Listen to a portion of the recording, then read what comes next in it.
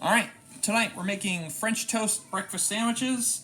As the name would imply, it is a breakfast sandwich for which the bun is made of French toast. And so the first step is make French toast. Make French toast, we've got 12 slices of the thick bread, the Texas toast thickness. We got 4 eggs. We've got 2 teaspoons of vanilla extract, and we've got half a teaspoon of cinnamon. And we're probably going to need some more cinnamon after that. So first things first. Oh, and of course, yeah, we got 1 1/3 cups milk. Right, that's the important part. So first things first, let's get our eggs in here. And then let's do that right. Where did I put that? Some big eggs. Oh my god, another double yolk. Wow, incredible. That's the second one from this dozen. Geez, that actually like changes things. So now I need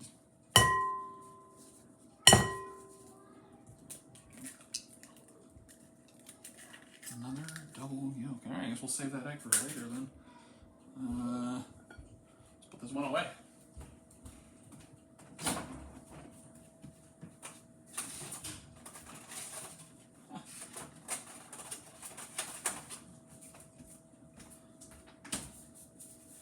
What incredible luck. And get our milk in there. We get 2 teaspoons vanilla. 1, 2. And we get some vanilla dripping down the side onto.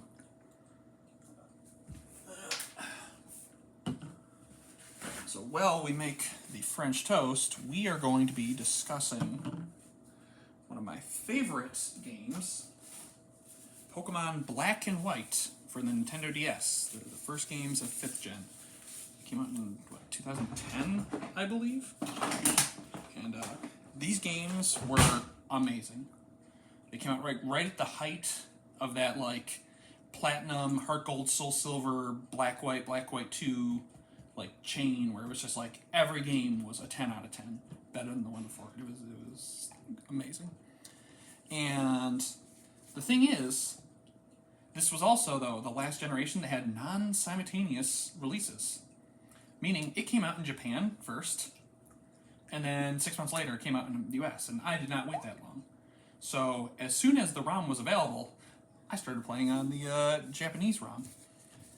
And, well, I guess, so technically, when it was first available, it had some anti-piracy measures that made it so you didn't get experience. And I think there was a patch for it, like, within, like, the first, like, day or two. But the funny thing is, I think people have gone back and since played that version of it, just as, like, a challenge mode, like the, can you beat the game with no experience gains, just by, catching Pokemon as you go to new areas. But yeah, great game. And it was very much so kind of like meant to mirror Gen 1. Obviously, we've gone over, like, there's all the different Pokemon lines kind of have their parallels to Gen 1 Pokemon. But also, the way I played it, because I was playing an untranslated ROM, it had a second set of similarities that wasn't necessarily, like, part of the intended design, but worked out. And that in Gen 1, when you're first playing it, like when you're a kid, like, you don't know anything about Pokemon. You don't know, yeah, you maybe had, like, some sort of knowledge about Pokemon going into it, based on, like, the card game or TV show or something, but for the most part, you were playing a game and you were just, like, you were blind. You didn't know what was going on in there. And so playing through the untranslated Black and White version, I had a lot of similar incidents. And remember, too, this was also before, like, data mining, before the game came out, was a thing. Like, there was, whatever Pokemon were revealed were, like, the ones that were officially revealed in a couple of weeks. So going into it, I knew I wanted to pick Snivy, which didn't even have its English name yet, so people were just using the fan name Smugleaf. I knew that was going to be my starter. I knew I wanted to get the Bald Eagle, which, again, Braviary did not have a name yet. People were just calling it Americaw. And I knew I wanted the Electric Spider. And I don't think Galvantula had a fun fan name, but whatever. It's a cool looking Pokemon. Plus, electric bug type was like a new combination at the time. And bug resist ground, so it gets rid of ground, electric's weakness to ground. So cool. And introduces a bunch of other weaknesses. Although I guess electric resists flying, so it helps with bugs, sort of. But yeah, other than that, it was just like, all right, I'm playing the game, and whatever I find, I get. I found Roggenrola, and I'm like, oh wow, that thing looks really cool. And it had a stone attached to it. And I'm like, oh, this must be a hard stone that's gonna boost my rock type damage, because this thing's hitting like a truck with rock slide. Which also, who knows if the move was even called rock slide? Because it's all in Japanese. Also, it wasn't a hard stone; it was an Everstone, which explained why he wouldn't evolve later. But yeah, and it's just like, you get to a new route, you get to a new area, and new Pokemon. And also, there's like little things, like for instance, in the game, yeah, they do pretty much hand you the HMs if you're playing in the English version, but that's because like an NPC will walk up to you and say, hey, after you beat this gym leader, come to my house, I'll give you an HM. I don't know what they're saying in Japanese, so for me, it's just like, well, I need cut, don't know where to go, guess I'm just exploring the world and talking to NPCs.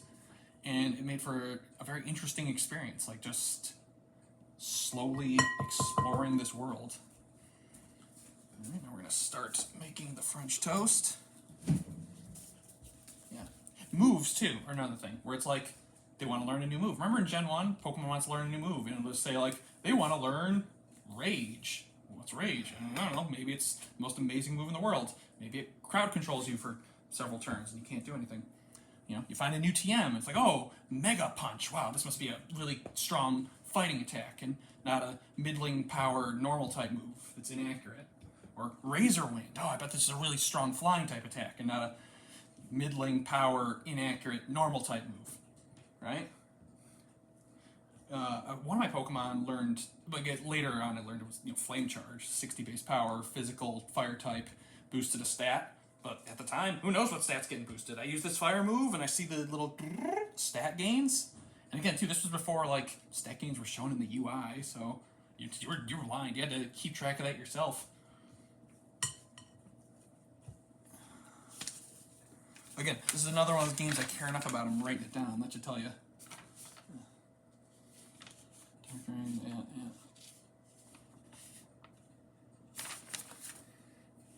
What else was there? Oh yeah, the Roggenrola with the Everstone. That was so that thing gets to like 28, right? Still hasn't evolved. And I'm like, why is this thing not evolving yet? Eventually, my friend's like, Guy, how do you know that's a hard stone and not an Everstone? I'm like, what do you mean? Why would it be holding an Everstone? That's just a weird thing to find. Turns out that's like their default hold item for wild Roggenrolas. Yeah. So, one thing that I think that is a little controversial about this gen, and it's something I absolutely love about it, is that there's only new Pokemon before post-game. And that's how I like to play Pokemon games anyways. I like to, get experience of the new stuff, right? However, I also acknowledge that there are some people where it's like Pokemon is their comfort game. They like always picking Pikachu. They like always having the Lucario on their team. So for them, Gen 5 was a very controversial gen. They didn't like it, but that's fine. There's plenty of gens for them to like. There's Gen 5 for me to like, and I guess Gen 1 when it came out. And probably the other thing that's controversial with some people are the battle sprites. And again, I love the battle sprites. I like how you can finally see the Pokemon on your side, but there's some people that they do not like the sprite tweening. Whatever, it's their choice. One of the things I really like about the battles too is that they're almost kind of like a 2.5D and not a 2D. The way the sprites work is that the ones closest to you are scaled such that they're I need a little extra cinnamon. Their pixels on the sprite are at like 2 times size, similar to like the Gen 1 sprites where the Pokemon closer to you has like the bigger squares. Yeah, that's cool. But the thing is, because of the way like the dynamic camera works in battle, when there's moves that zoom out, then your Pokemon, which previously would have had the bigger square ones, then they shrink down to 1 size pixels. Or when it does like a dynamic zoom in on the enemy, they get the times 2. It's just little stuff like that. I like it. Other people didn't. Yeah, Gen 5. Obviously the massive post game too. Like half the map unlocks after you beat the. Technically, you don't beat. Well, no, you beat the Elite Four, and then there's like don't actually fight the champion until post game because there's the whole the spoilers where you gotta go stop Team Plasma and N. All right, we are just about done with this French toast. So we are going to go cook this on the griddle, and that is going to take a moment. So we're going to pause the video and check back in for that. Alright, and we're back. The griddles have heated up. The key thing when making French toast on a griddle is you need to monitor it because this stuff will burn and it cooks fast. 6 each.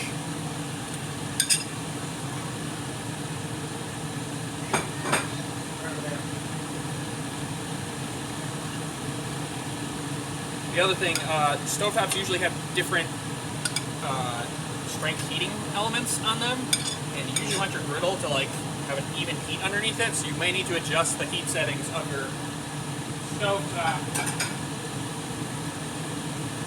Reasonably sure that's not good for griddles if they've got like one hot side, one cool side.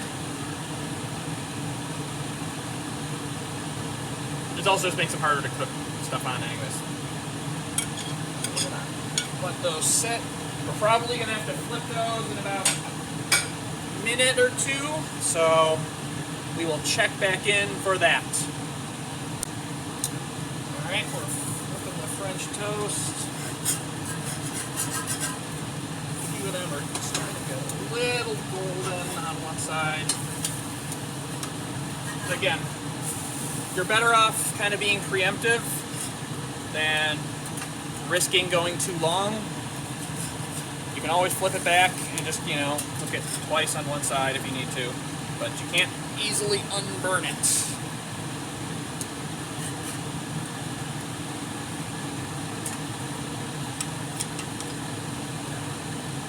Oh yeah, you can do it. That's getting close over there.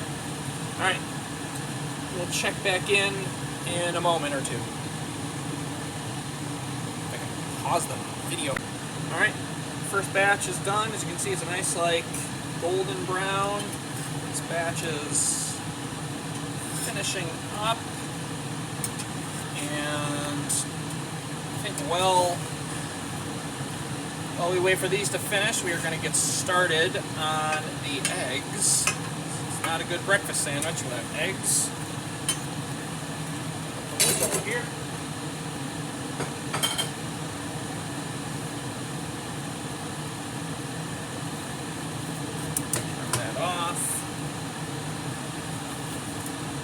Middle griddle on.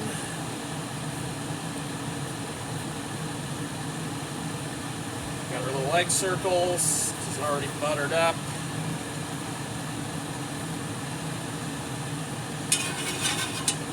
It's actually got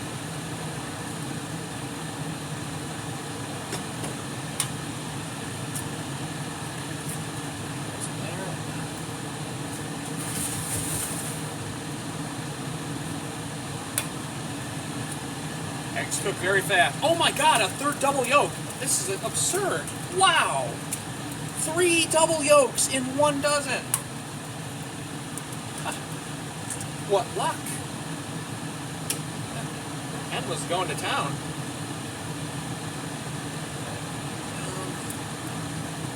Alright. We will check back in about a moment. Actually, no, I don't think we will. This is... Yeah. Yeah.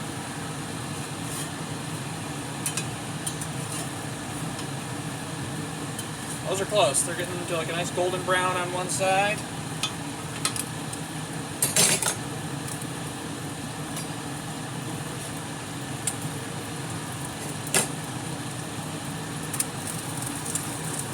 That egg is cooking fast.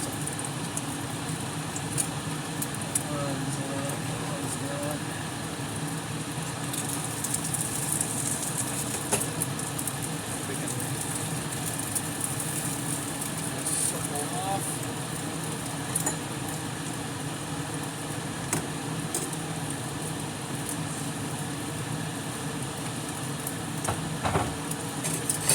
we're cooking the eggs, a few more thoughts on Pokemon Black and White.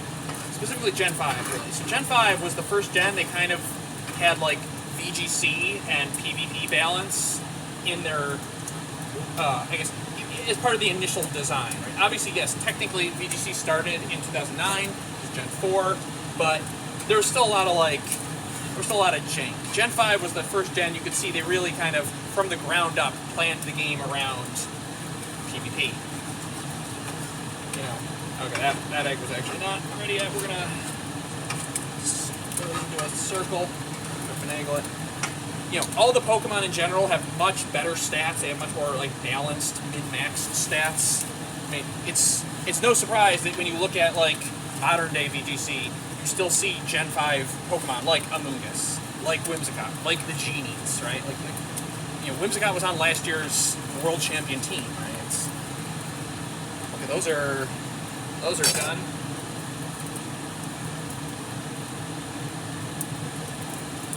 And even ones that, like, have kind of fallen to the wayside, like, that don't quite have the power they did, like Chandelure, you know, one of my now favorites. Like, you still see Chandelure around, you know, the lower power level terms, early in a generation.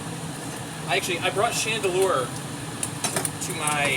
to a regional in 2011. It was Choice Scarf Chandelure, had Prankster Whimsicott next to it. It would set up a sunny day. And this was like, there was no automatic sunsetter. So, like, I was bringing basically a gun to a fight where no one else had guns.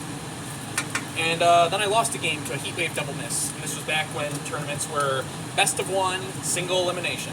So that's why you should never use Heatwave ever for any reason. Oh my god, what kind of idiot uses Heatwave? Alright. So anyway, back to the eggs. I think that one's ready to flip. Yeah, flip that. Yeah, oh, that one, yeah. Actually, while we'll slide you down, slide you down, slide you down. Set 8-minute timer. Now we're going to make the sausage patties. These are all 1/3 pound turkey sausage. Go on there.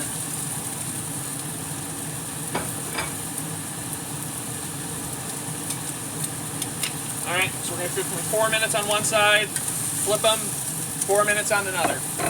So we'll check back in 4 minutes.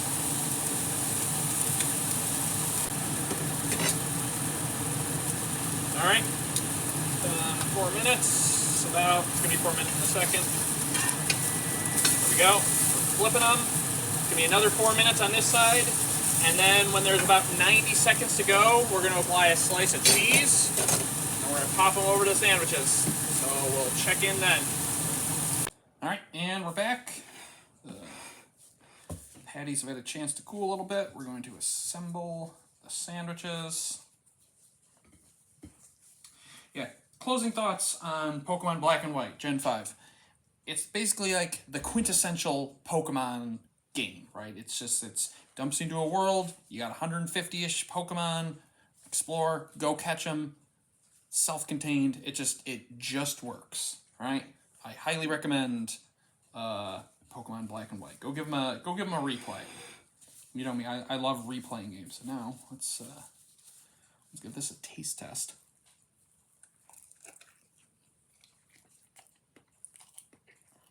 Oh my god. That's a good sandwich. Also, had some extra French toast. Saving that for the kids for breakfast or whatever. Oh yeah. We're done here.